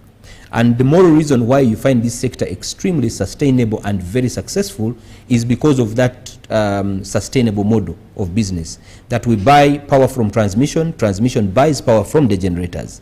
So if we don't collect the money at this extreme chain of the supply chain, the extreme end of the supply chain, it will mean we are going to affect transmission's payment. So that means if transmission does not have money in time, they will also not pay the generators. That means you're causing an investor crisis. So that's why the issue of loss reduction on the extreme side of distribution is very important. But also in the supply chain, as you see it, generation, transmission, and distribution, it is only at the distribution point where energy converts into money. So we must be very serious, because if we don't convert that energy into money, that means we shall also not pay the loans government has borrowed to build the Simba and Karuma. We shall not meet other obligations. You know, they have just passed a loan. Parliament just passed a loan for the buyout of Umeme. So if it is embedded, that means we shall also not be able to pay it. Yes. So it becomes a very serious crisis. At the end of the day, it will affect absolutely, it will affect you. It will affect the end user, because now government will have to shift and put its hands into the consolidated fund, which we had actually moved on for the last 24 years. We have not been dependent and increasing stress on the consolidated fund. Of course, revenue collection, all these things that I'm talking about, we even have them as targets in our next year plan. The authority has given us targets for this coming year, 2025, 2026, and 2027, subsequent multi-year approach. We must reduce energy losses to 14.58 this year. So that's really not a small job on our side, and we are up to the task. We must collect all revenues. Whoever consumes energy, we have a target that they must be able to pay. That money should come in. Achieving all this requires that investment that we are talking about. And the good news, where people shouldn't be very worried, is government has already is actually closing up on securing the loan for the investment capital, the $50 million. But also back end, our regulator, who regulates us, ERA, had already allowed money to us, about $37 million, to prepare us in this transition. So why should Ugandans be worried? You're going to have about $87 million. Maybe the other issue would be, is we might have some instability because we are going to work. The unfortunate part about energy, you can't work when it is on.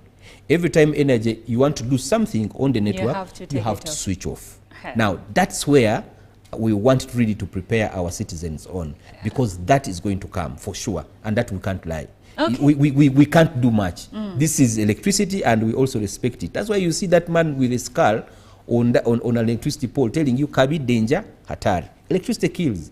Yeah, So, it does kill. And I will bring in the question on load shedding, because I think that's where we are headed. Hopefully we don't get into the years of 2010, 2011, when we would be like, if we have it today, we don't have it tomorrow. If we have it on Friday, we don't have it on Saturday. But we'll get into that. Olive, let me assure you, we have enough technology today that you don't need to load shed the entire Kampala if you have to do some work. Okay. What we do, even in the rural areas where we're operating, of course I know most viewers are seeing some of us here for the first time, but we've been around close to 24 years now. UDCL has been around serving areas that Umeme did not take up in 2005.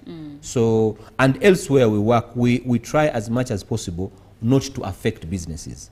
We shall even do it here. We shall be doing sectionalizing. I don't know, for lack of a better technical term, but you switch off a small part of the network, and as you work, once you are done, you restore, and then of course proceed to another section. So but also, in layman's language, you switch off Ntinda, you leave Chiwatule you cannot switch off the entire Ntinda. You just switch off a small portion of it. Because not entirely everything on the Ntinda side will require investment. There are areas which are dire where you must make good immediately. Otherwise, you risk the lives of people, but also you also risk the safety of the assets close to some of these installations. So there are really choices we have to make, and we shall be coming and communicating to people in time so that people prepare. But also you can't switch off power for the whole day or for the entire week. We usually apportion, you say, we are going to utilize a day, and then maybe in the next hours, after 8 hours, we'll restore the supply. But also, to really give confidence to our viewers, Olive, even a car you drive on the road, after 6,000 kilometers, you go to Shell to do service. Yes. So what is wrong with us servicing the network? I think what gets lost in translation is communication. Absolutely. If you do not communicate for people to understand, so effective communication matters. True. And in most cases, I think we are blindsided by whatever happens with the distribution company. But dear viewer, I would like to invite you into this conversation. I am speaking to Mr. Jonan Kiza, who is the head corporate stakeholder affairs at Uganda Electricity Distribution Company Limited. They are taking over from Umeme, and they will be the national distributors of energy in the country, or in a layman's language, the biggest power. Yes. So that's the conversation we are having, because we found it important for you to have an understanding why this takeover is the transition is taking place, why Umeme's contract was not renewed by the government, but also how do we move on as Uganda? How do we move on and ensure that we have energy at all times? Yes, we've had some issues like the load sheds that have been happening a couple of times. Some of you are already mentioning trouble with loading your car. Tokens. We will get into all that because Mr. Kiza here is equipped with the knowledge to, give us the comfort that we need. I don't know if you'll be comfortable, but we'll see. So, Mr. Kiza, getting back to some of the questions that people have been asking or have been curious about, we have the workforce integration. Now, with the planned expansion to over 3,000 employees and the integration of Umeme's staff, what measures are in place to facilitate this process, and how will Uganda Electricity Distribution Company Limited ensure that the workforce is adequately trained and prepared for the transition? Thank you, Olive. We are 24 years old now.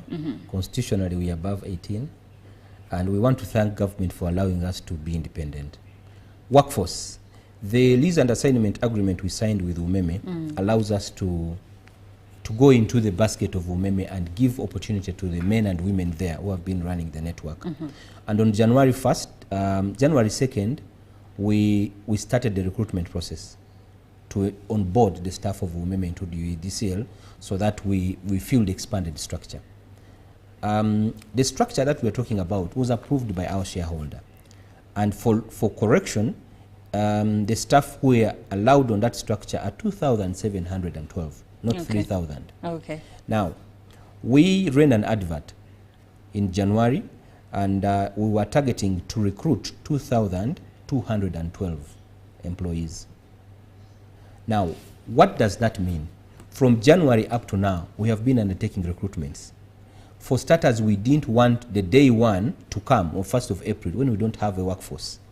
And that we have achieved. And by the way, we have done that ourselves. We have recruited all staff there at the tower, UDCL tower. No support from anybody else, like a consultant. We have done it ourselves. And it has been a success, to be honest. And the majority of this staff that you've hired formally? No. We have not gotten out of the basket of Umeme. Okay. Everybody we have onboarded is from Umeme. And the priority has actually been like that. For even all the other concessions we have taken on. We have taken on 5 concessions. Umeme is the 6th. Yes. Interesting. Yes, we took over Kilembe last year and Correx last year. Of course, November and May 2024. We took on 2 concessions. And we onboarded staff who had the right qualifications, the skills, and non-indiscipline issues on their files. Those we onboarded. 95%, they are in UDCL.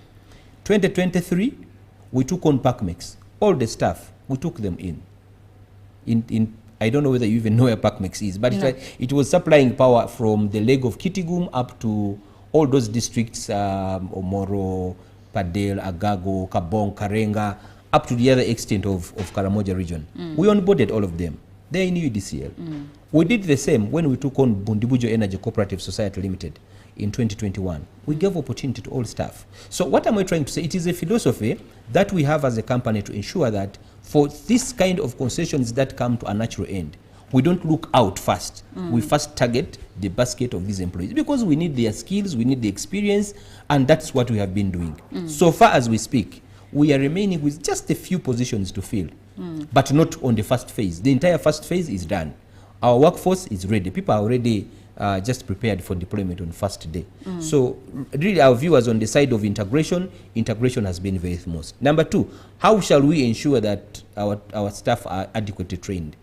This is already answered because when we make an application to ERA for a tariff, they give us a package. They will give us training, they will give us the required tools, they will give everything really required, like how Umeme has been operating. It's not going to be a different, reinventing a wheel, Olive. We have the support of ERA, and that keeps on looking into the nitty-gritties of what is required to run a utility.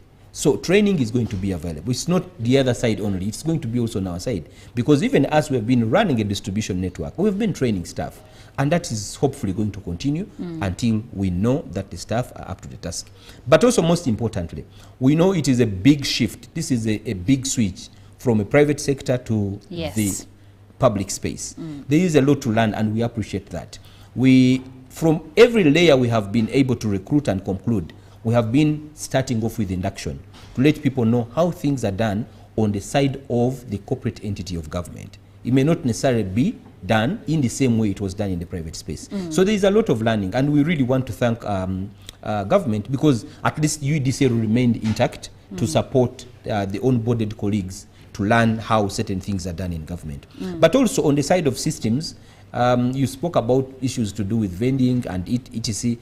We want really to speak hope to our viewers that we have done enough integration studies, especially on the side of systems, not only the workforce, but also systems. We want to make sure that on day one, when you make a purchase, you should be able to get your token. But of course, we know there have been challenges, and the challenges associated with the fact that this system is actually still new. It is still under construction. It's not 100% complete. So we bear witness also to that. But on the side of UDCL, we also have a vending system. So life is going to be very easy, especially that we have a plan A, plan B, plan C, and plan D, especially on the side of systems. Okay.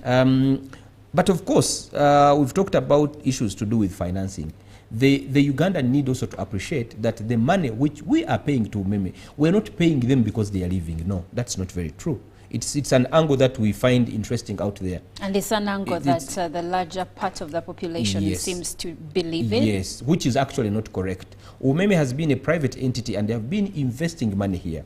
But what happened over the years, the sector prefect, our regulator, realized that if we allow Umeme to scoop all his 20% out of the electricity supply chain, it may affect the prices of electricity. So they started allowing them to take some money off, and then monies are actually paid in another year.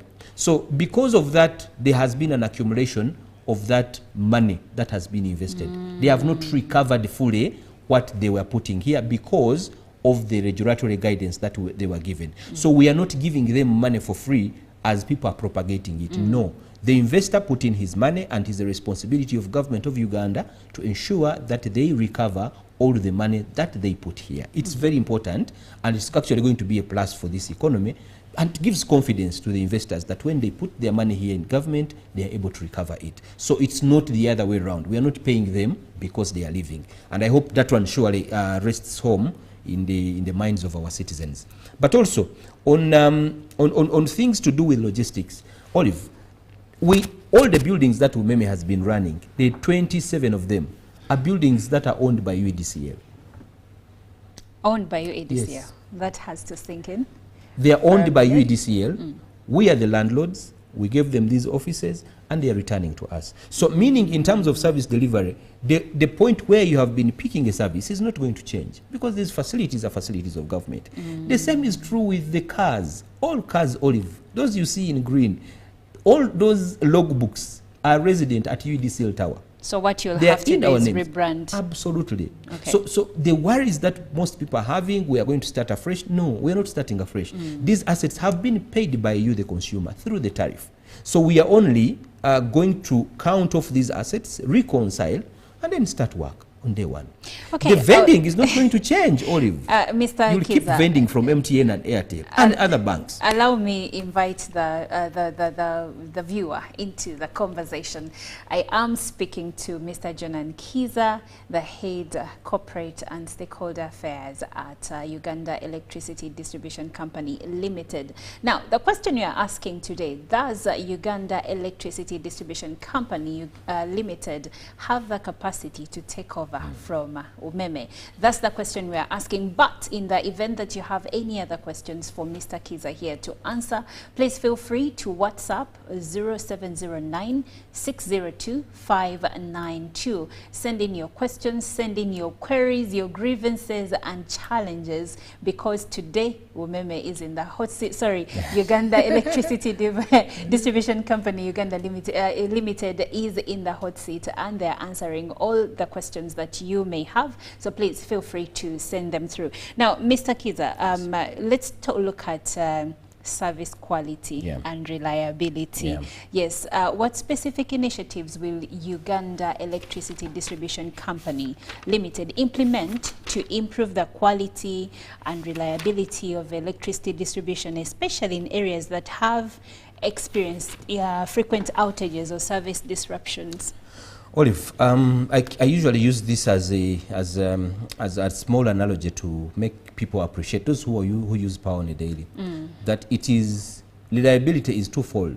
You have a role you play as a consumer of electricity, and the utility company has its role to ensure that we maintain robust infrastructure that meets your demand. But also, there are human activities that we do that affect the quality of supply.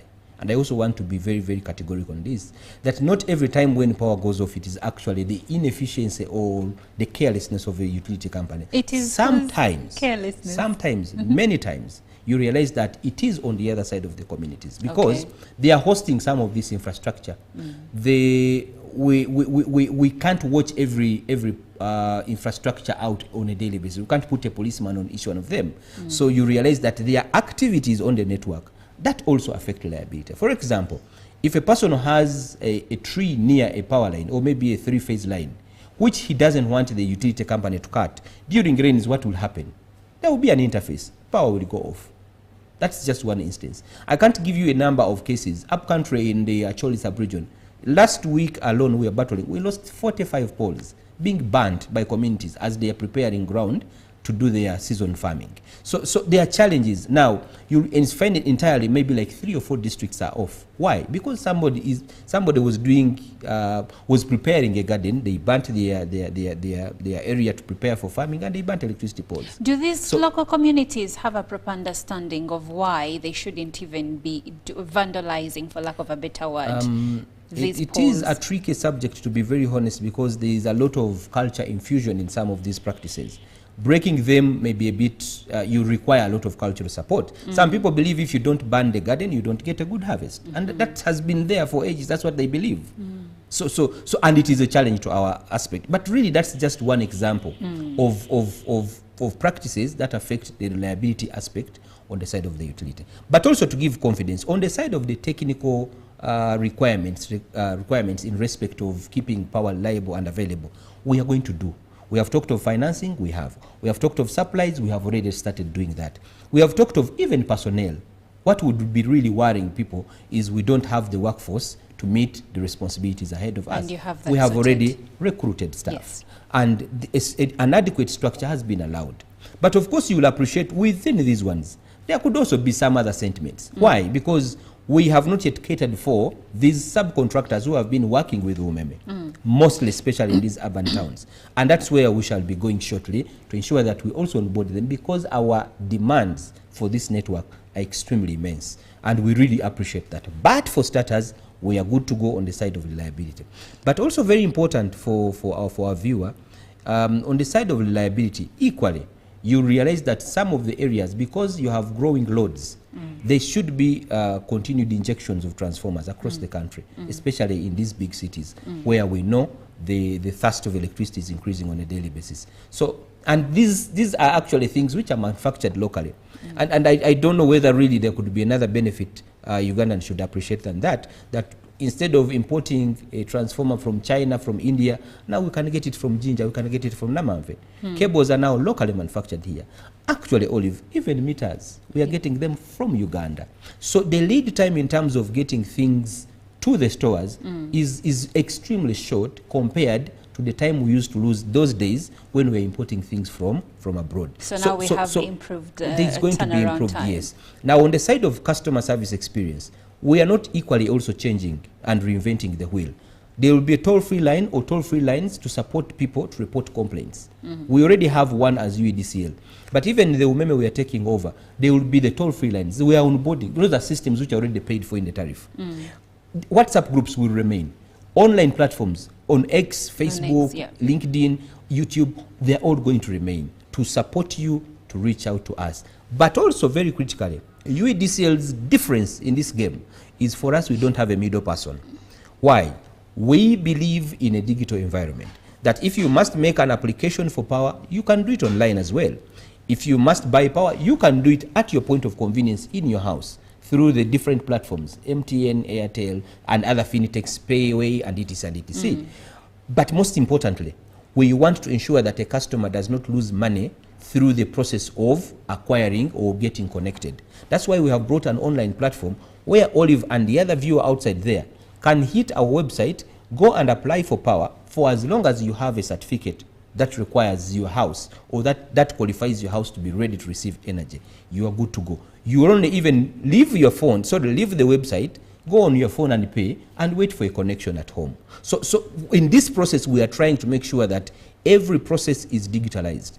And that's why, of course, people are asking, but you people, you seem to have very few people on board. Yes, it is true. We are also looking at digitalizing services. Because when you digitalize services, it implies that you're going to have less manpower on certain things because they will be done by technology. Where you will need maybe 15 technicians to man a line, now you have RTUs watching a line. They are speaking to you, and you every don't second. Need many of those. So you may not need many of those. Okay. So to give you comfort, the customer service experience is even going to improve. All right, Mr. Kiza, I would be doing Ugandans a disservice if I do not bring in the question of tariff affordability. Now, high electricity tariffs have been a constant for many Ugandans for quite some time now.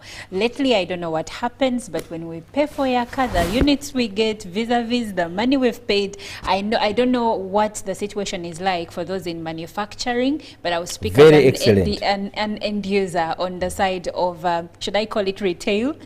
Yes. The domestic side. Exactly, the domestic side. So how does Uganda Electricity Distribution Company Limited plan to address this issue to ensure more affordable electricity in Uganda? Let me first start with a disclaimer. The tariff and the pricing environment is a reserve of the Electricity Regulatory Authority, and this is by the law, the Electricity Act of 1999 as amended 2022. This resides on ERA. What happens on the side of distribution is we implement the tariff approved by ERA. But still, we also consume energy as UEDCL. We also use energy. Let me now speak as a user. electricity tariffs have been reducing. And actually, this is very important for our viewer there to watch, that even last year, the last quarter of the tariff, there was a reduction of 5.2% in the tariff, which is equivalent to about 156 billion Uganda shillings removed in the end user tariff. The current tariff environment allows for what you can call the lifeline, which in lack of a better Luganda word is masanyalaziga government, government energy. The first 15 units is given at 250 Uganda shillings subsidized. Now, if you multiply the 15 by 250, I think it's about 3,750. Olive, that is a deal for sure. Let's celebrate that first. Number two, there are other rebates, especially now on the side of the manufacturers. Now we have utilities taxes. We have. Now amenities, for example, amenities like hospitals, prisons are not paying the same units, are not paying the same price of kilowatt hours like you, the end user, could be consuming at the domestic level. So that is already a plus. Are they paying higher? They are paying low, completely low. Okay. The same is true with even industries. The reason why you're even having industries really flooding into this country, it is because there is an excellent pricing environment on our side. Okay, let's go on the domestic part. Domestic side. Yes. And on the domestic side, I want to believe that also it is because we don't follow up on certain good consumer paying practices that we end up being affected. I'll give you an example. We have a service fee per month, which is 3,360 for the first payment for the first payment in the month. Yes. Olive and our listeners, most times people buy energy, maybe like 100 kilowatt hours, and you don't top up maybe in the next 3 or 4 weeks, so for 3 or 4 months. That means for a period of 4 months, you'll have an accumulated service fee of that amount times 18%. So that is indiscipline on the other side. What do you mean by times 18%? There is VAT. We collect taxes also on behalf of government. For every purchase made, there is a VAT component of 18%. That money doesn't come to the utilities. It goes to the URA. Government. And of course, once it is in the URA, it feeds into the consolidated fund. Why would we feel fatigued to pay taxes for our country? Yet we want to make it better. Because it is still from the same basket where we are going to pick to improve other services that are interlinked with the electricity service industry. But Mr. Kiza, for me, it's been the inconsistency in the number of units given. Yes. Sometimes you pay 30,000 and the service fee has already been taken. Let's say you already paid at the beginning of the month, now you're topping up. And you pay 30,000 and you get like 20 units. And then sometimes you pay 20,000 and you get 30 units. That inconsistency. Olive, I want to be very categorical on this point. Okay. It is about the vending habits of our consumers. It's not an issue of the indifference in the units given by the same amount.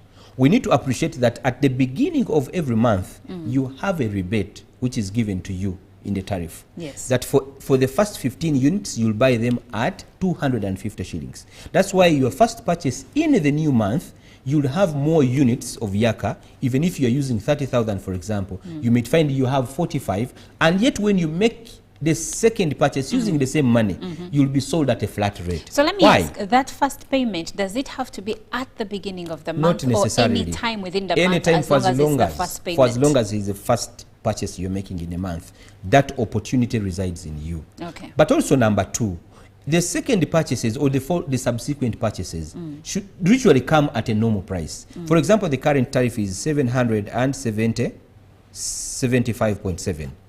So it means that if we have given you a subsidy on your first purchase, it will mean the next time you're making a purchase, you're going to get it at a flat rate, which is not in excess of the other lifeline units.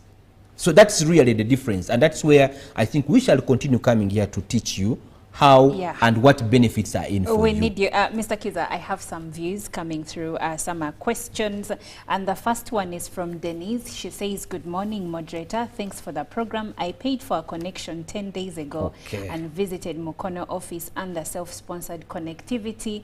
No power up to now. This is Dan Bukere from Goma Division.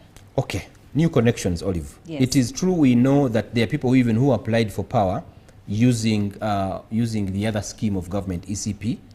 We want to assure you that we have all the required meters. Our minister, we want to thank our minister, Honorable Ruth Nankabiru Sentamu. She has made sure that all the meters we need for operations and in respect of all the pending connections are in UDCL stores. And this happened last year.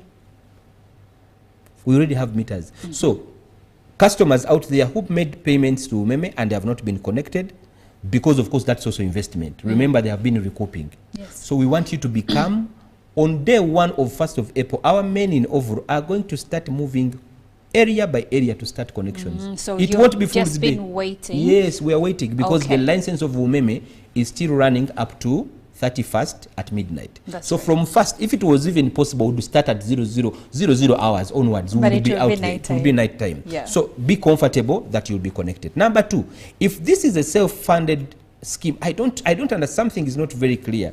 Self-funding, whether she paid for a meter or I don't know, but either way, she didn't clarify on that. She either just way, said self-sponsored yeah, connectivity. either way, Olive, it is a week from now. Let her become.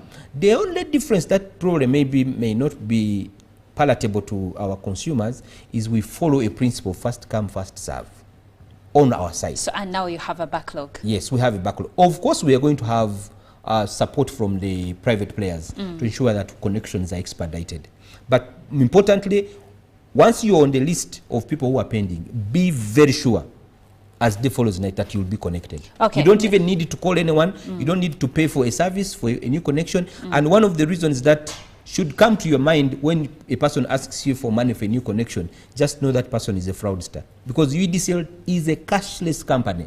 We don't handle cash. Everything is handled online. For all the 24 years we have existed, we don't pitch cash. I think that's very important to clarify. If they ask for money, just know fraudster. Now, I have another comment from Okot. He says Ugandans should brace up for the worst with Uganda Electricity Distribution Company Limited in northern Uganda, Kitgum, where they are now operating power blacks out 20 times in 24 hours just by solar or find out alternative energy sources. Now, here you have someone that is aggrieved, and he goes on to ask, which government agency is managed better than the private sector? Give 3 examples. And then he goes on to say, Ugandan vision of industrialization 2030 is an illusion by Uganda Electricity Distribution Company Limited.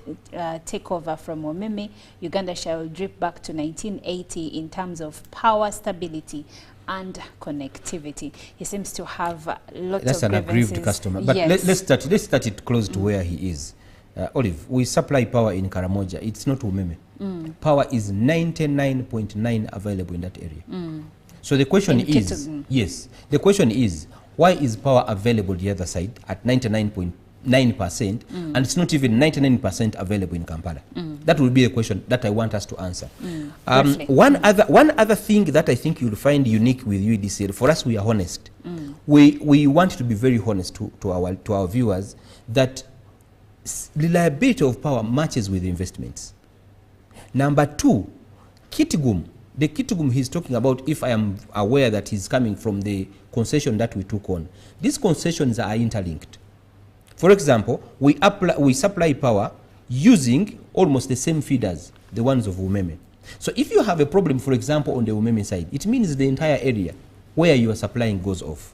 Now, from 1st April, there will not be any excuse that the fault is on Umeme side, because all network will be manned by UDCL. Yes. We have had some operational challenges, especially managing lines which are coupled with our concessionaires. So it's been a challenge, to be honest. And we believe that with the services of Umeme returning to the owner UDCL, this should be improved and this should really come to rest. Okay. But also, the person from Kitgum, there are so many installations coming on that leg. He shouldn't be worried about service quality is going to improve actually in the northern region, as most of them really are stable. Actually, to be honest, today I think the northern region has one of the most highly invested in transmission substations across the country. You have transmission substations in Gulu, you have a transmission substation in Kole, you have another one at Abi, you have even the other one at the peripheral on the side of Moroto. You even have Opuyo. So we need, and that's the reason why we really overemphasizing the aspect of investment. It is true government has invested in transmission. It is true we have seen government investing in generation. And today, when we are speaking of these investments, government putting emphasis on distribution, it is to try not to water down the achievements of the other two segments that have been made. Okay. It's a chain olive, and people need to appreciate. If you don't invest in distribution, I can assure you, however much you have invested in transmission and generation, the end user will not feel the difference in terms of quality of service. Okay, now I have more questions, but time has unfortunately run out for us. But as we close, your parting remarks. This one is asking, this is Raymond Owen in Mbale City. He says we are suffering from loading yaka. I think with loading yaka, especially systems. Weekends from Friday up to Sunday evening. And your answer will be the last remark. All right, Raymond and other viewers, we want to for sure apologize, because it is a challenge beyond our control now, because the Omeme concession has to wind out on 31st of March. That's when we can have an interface with the system to try and see how much of it we can cure. But also on the side of UDCL, we have a system which is running. So depending on really the available mechanisms, we should be able to stabilize in the coming days. I want to really raise this voice to Ugandans. Let us have faith in government, because you see the biggest challenge we have is people don't believe that actually government can do it. Or if we have operated in the extremely hard to reach areas and very geographically challenged areas in this country, and for the last 24 years UDCL has stood. We want to give confidence to you that even as we are coming in these urban centers of yours, we are going to do our best to ensure that power is reliable by investing in time, but also improving the quality of service, making sure that we are reachable, as we have actually been reachable for the last 24 years. We are a reachable organization. Customers who have bought your yaka and you are fearing that when we cross to UDCL it will not work, for sure that yaka is going to work. Your units are going to remain very, very valid. Don't be worried. And kindly let's be very careful of fraudsters. It's a transition, we know. There's people who are going to come in your homes to pick a yaka because Umeme is going, or pick a transformer, because please, when you get such people, you raise an alarm, get that person, take him to the nearby authority. Don't beat people, don't kill people. Let us be responsible citizens. Let's also stop vandalism. Let's not steal energy. Okay, thank you so much, Mr. Kiza. I have been speaking to Mr. Kiza Jonan, who is the head corporate and stakeholder affairs at Uganda Electricity Distribution Company Limited. It will be taking over operations from Omeme on the 31st of March 2025 at midnight. Come 1st April 2025, the distributor of power in Uganda will be UEDCL, not Omeme. Well, stick around. The show does continue. Ruben Puma is here to give us sports updates. My name is Olive Monica Najuma. Thank you for watching and thank you for coming through. Thank you, Olive. Well, stick around.